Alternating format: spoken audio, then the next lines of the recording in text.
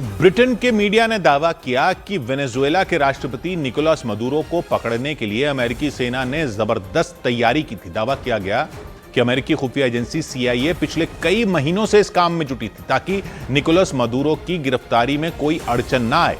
दावा किया गया कि अमेरिकी खुफिया एजेंसी CIA की एक सीक्रेट टीम अपनी पहचान बदलकर कई महीनों पहले ही वेनेजुएला में दाखिल हो गई थी और इस टीम में CIA के कई अनुभवी जासूस शामिल थे ताकि यह मिशन हर हाल में पूरा हो सके। उनका मिशन था मदुरो की हर हरकत पर नजर रखना, उनसे जुड़ी जानकारियां जुटाना, जैसे वो कहां जाते हैं, किन से मिलते हैं। दावा किया गया कि इस काम में अमेरिका का एक जासूस मदुरो की टीम में भी मौजूद था जिसने कई अहम जानकारियां दी थी।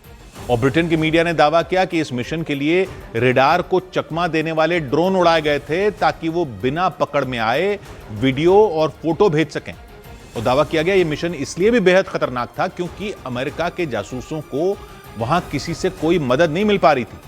ऐसा इसलिए क्योंकि वेनेजुएला में साल 2019 से ही अमेरिकी दूतावास बंद है। ऊपर से अमेरिका ने वेनेजुएला को नार्को टेररिस्ट देश घोषित कर रखा है। मतलब अमेरिका मानता है वो ड्रग्स कारोबार का अड्डा है और आतंकवाद फैलाता है। इस वजह से दोनों देशों के रिश्ते बेहद तनाव भरे थे। दावा किया गया कि इन चुनौतियों को देखते हुए ही ट्रंप ने इस मिशन की जिम्मेदारी अमेरिका की सबसे खतरनाक और स्पेशल मानी जाने वाली डेल्टा फोर्स को दी थी। इस फोर्स को सबसे ज्यादा जोखिम वाले मिशन को पूरा करने का जिम्मा सौंपा जाता है और इस फोर्स ने ट्रंप के मिशन को पूरा करने में कोई कसर नहीं छोड़ी।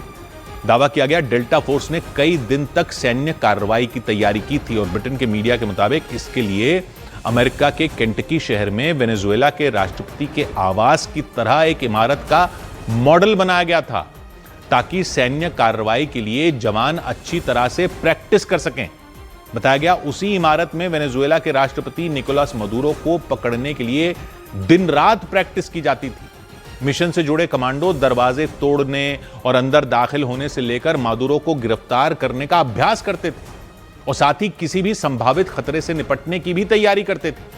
अमेरिका ने वेनेजुएला में अपनी सैन्य कार्रवाई से पहले उसके आसपास के इलाकों में लड़ाकू विमानों, वॉरशिप, ड्रोन और हेलीकॉप्टरों की तैनाती भी बढ़ा दी थी। सौभाग्य की एक बात यह कि जो लोगों को समझ में नहीं आ रही वो बात यह है कि आखिर अमेरिका ने एक देश के राष्ट्रपति को उनके घर से उठाकर बंदी कैसे बना लिया? उनके बॉडीगार्ड नहीं थे क्या? अमेरिका के किसी सैनिक को कोई नुकसान ही नहीं हुआ और वो वेनेजुएला के राष्ट्रपति और उनकी पत्नी को ऐसे उठाकर ले गए। कैसे ले गए? तो बताते हैं कि वेनेजुएला के राष्ट्रपति निकोलस मदुरो की सिक्योरिटी बहुत मजबूत थी, मल्टीलेयर सिक्योरिटी थी, प्याज के छिलकों की तरह परतें होती हैं जैसे। सबसे अंदर की रिंग में पर्सनल बॉडीगार्ड थे जो हमेशा उनके साथ रहते थे और हाल के महीनों में मदुरो को अमेरिका के समर्थन से उनका तख्ता पलट किए जाने की भी आशंका थी। इसलिए कहते हैं कि उन्होंने अपनी सिक्योरिटी में क्यूबा के सैनिकों की संख्या बहुत बढ़ा दी थी। क्यूबा के बॉडीगार्ड और इंटेलिजेंस अफसर उनके सबसे करीब रहते थे क्योंकि मदुरो को आगाह किया गया था कि वेनेजुएला के सैनिकों को अमेरिकी खुफिया एजेंसियां लुभा सकती हैं। तो उन्होंने क्यूबा की सरकार से संपर्क किया था बॉडीगार्ड देने के लिए। क्यूबा वहीं पास में ही कैरिबियाई सागर में ऐसा देश है जिसका काफी टाइम से अमेरिका से 36 का आंकड़ा है। तो क्यूबा से यह बॉडीगार्ड आए और क्यूबा के ये गार्ड कोई फोन या कोई भी इलेक्ट्रॉनिक डिवाइस नहीं रखते थे अपने साथ ताकि इनकी लोकेशन ट्रैक न की जा सके। वो मदुरो के साथ रहते थे, घर में बाहर घूमते समय हर वक्त। अमेरिकी अधिकारियों ने भी बताया कि मदुरो को गार्ड करने वाले ज्यादातर कमांडो क्यूबा के थे, वेनेजुएला के नहीं थे। और इसके बाहर का घेरा था प्रेसिडेंशियल ऑनर गार्ड का। यह एक बड़ी यूनिट थी, सेना की एक ब्रिगेड की साइज की यूनिट जिसमें करीब 2000 चुने हुए सैनिक थे, तीनों सेनाओं से, आर्मी, नेवी, एयरफोर्स। यानी मदुरो के पास मजबूत बॉडीगार्ड थे जो उन्हें हर वक्त घेरे रहते थे। उनका घर कैराकास के फोर्ट त्यूना में था जो एक मजबूत किले जैसा है। बताया जाता है उसमें कई कमरे ऐसे हैं जिनके स्टील के दरवाजे हैं, कई सुरक्षित कमरे हैं, भारी हथियार वहां पर थे। यानी कोई भी हमला आसान नहीं था। लेकिन अमेरिकियों ने फिर इसे कैसे आसान बना दिया? तो बताया जा रहा है कि यह किया गया महीनों से चल रही प्लानिंग से। ये कोई जल्दबाजी में बनाया हुआ प्लान नहीं था। पता चल रहा है कि अमेरिकी खुफिया एजेंसी CIA ने महीनों पहले से मादुरो की हर हरकत पर नजर रखी हुई थी। CIA के जासूस वहां छिपे हुए थे। बताया जा रहा है एक जासूस तो वेनेजुएला सरकार के अंदर ही था, मादुरो की टीम में था, यानी मादुरो के बहुत करीब था। वो कौन था ये तो जाहिर सी बात है नहीं बताया गया, लेकिन वो अमेरिकी खुफिया तंत्र को बताता था कि मादुरो कहां सोते हैं, क्या खाते हैं, क्या पहनते हैं, यहां तक कि उनके पालतू जानवरों की भी जानकारी वो लगातार दे रहा था। अमेरिका के ड्रोन पूरे इलाके की हर कोने की फोटो ले रहे थे। उस आधार पर अमेरिका में मादुरो के घर का पूरा नकली मॉडल बनाया गया। हर कमरा, हर दरवाजा एकदम वैसा ही। अमेरिका की डेल्टा फोर्स के सैनिकों ने उस पर बार बार अभ्यास किया, कैसे घुसना है, कैसे लड़ना है, कैसे पकड़ना है। स्टील के दरवाजों की जानकारी उनके लिए चुनौती थी, तो उन्होंने ब्लो टॉर्च भी तैयार रखी थी। ब्लो टॉर्च मतलब जैसे गैस कटर होते हैं स्टील को काटने के लिए, भूकंप के टाइम में मलबे को काटने के लिए जो इस्तेमाल होती है ना ब्लो टॉर्च, उस तरह की ब्लो टॉर्च, ताकि स्टील के दरवाजे काट सकें। ऑपरेशन को नाम दिया गया ऑपरेशन एब्सोल्यूट रिजॉल्व। बताते हैं दिसंबर की शुरुआत में ही ट्रंप ने इसकी मंजूरी दे दी थी, लेकिन फिर दिसंबर के अंत में एक फॉल्स स्टार्ट भी हुआ, यानी अभियान कैंसिल कर दिया गया शुरू करने के बाद, क्योंकि शायद मौसम खराब था। तो इंतजार किया गया। आखिरकार 2 जनवरी की रात को, 2 जनवरी का दिन और फिर 3 की रात, ट्रंप ने ऑर्डर दिया अमेरिकी समय से रात के 10:46 पर। ट्रंप मारा लागो में थे। मारा लागो वो फ्लोरिडा में ट्रंप का प्राइवेट रिजॉर्ट है, यानी वो व्हाइट हाउस में नहीं थे।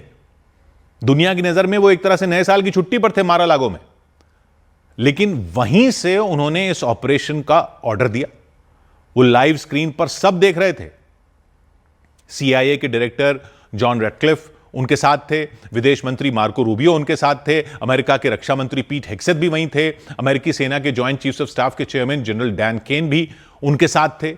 आधी रात हो गई, यानी 3 जनवरी की सुबह कैराकस में लोकल टाइम था रात के 2 बजे का। अमेरिका ने पहले शहर की बिजली काट दी। यह अमेरिका ने कैसे किया यह तो बताया नहीं गया, लेकिन जाहिर है कि यह प्लान का हिस्सा था। शहर की बिजली ही काट दी और इसकी अमेरिका ने तैयारी की हुई थी। अंधेरा छा गया, इंटरनेट वगैरह सब ठप हो गया और फिर धमाके शुरू हो गए। 150 से ज्यादा अमेरिकी विमानों ने पूरी प्लानिंग से एक साथ धावा बोल दिया। वेनेजुएला के एयर डिफेंस सिस्टम कहां पर हैं वो उन्होंने पहले ही जान लिया था अपनी महीनों की जासूसी से। सबसे पहले एयर डिफेंस सिस्टम को तबाह कर दिया गया। फोर्ट ट्यूना, कैराकास का ला कार्लोता एयरबेस, पोर्ट ला गुएरा कम्युनिकेशन टावर, वहां पर सब पर बम गिरा दिए। मादुरो के बॉडीगार्ड, कमांडो और सैनिकों में अफरा तफरी मच गई।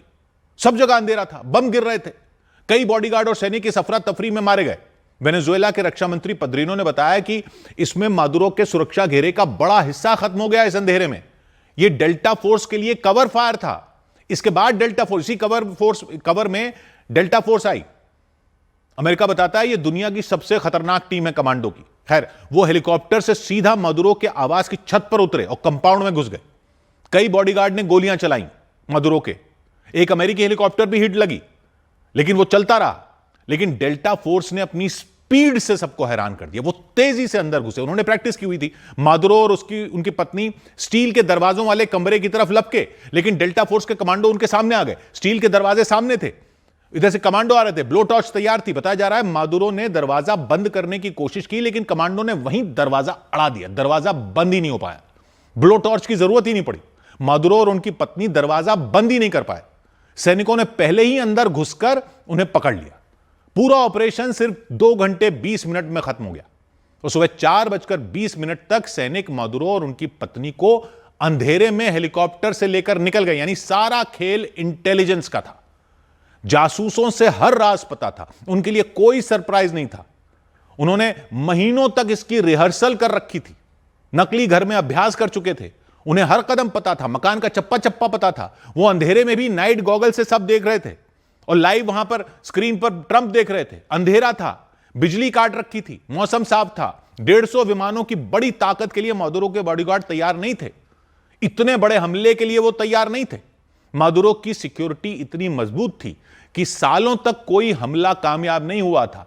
2018 में एक ड्रोन अटैक किया गया था, वो भी फेल हो गया था। लेकिन इस बार अमेरिकी ऑपरेशन में सरप्राइज, 150 विमानों की एयर स्ट्राइक और महीनों की प्लानिंग ने मादुरो का चक्रव्यूह तोड़ दिया। 100 बात की एक बात।